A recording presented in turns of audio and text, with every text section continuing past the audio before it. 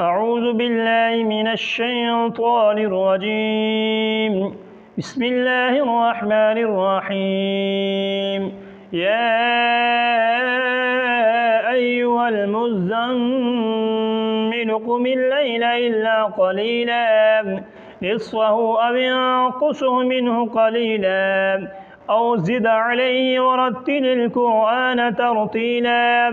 إنا سنلقي عليك قولا ثقيلا إن ناشئة الليل هي أشد وطئا وأقوم قيلا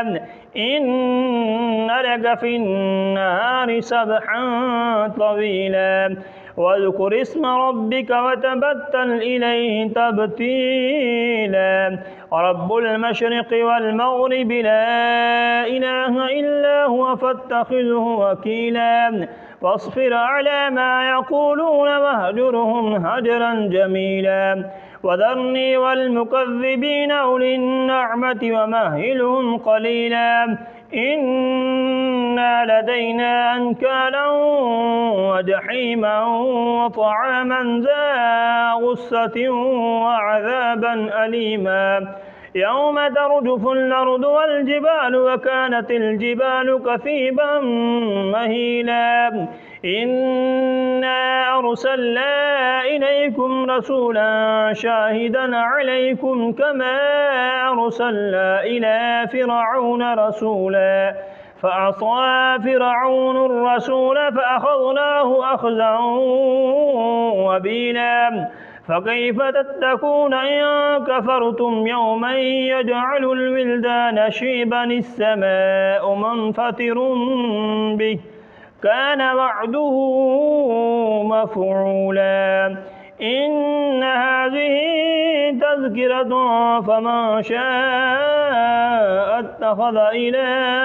ربه سبيلا إن ربك يعلم أنك تقوم أدنى من ثلثي الليل ونصفه وثلثه وطائفة من الليل معك والله يقدر الليل والنهار علم أن لن تحصوا فتاب عليكم فاقرؤوا ما تيسر من القرآن علم أن سيكون منكم مرضى وآخرون يضربون في الأرض يبتغون من فضل الله وآخرون يقاتلون في سبيل الله فاقرؤوا ما تيسر منه وأقيموا الصلاة وآتوا الزكاة وأقرضوا الله قرضا حسنا وما تقدموا لأنفسكم من خير تجدوه عند الله هو خيرا وأعظم أجرا واستغفروا الله إن الله غفور رحيم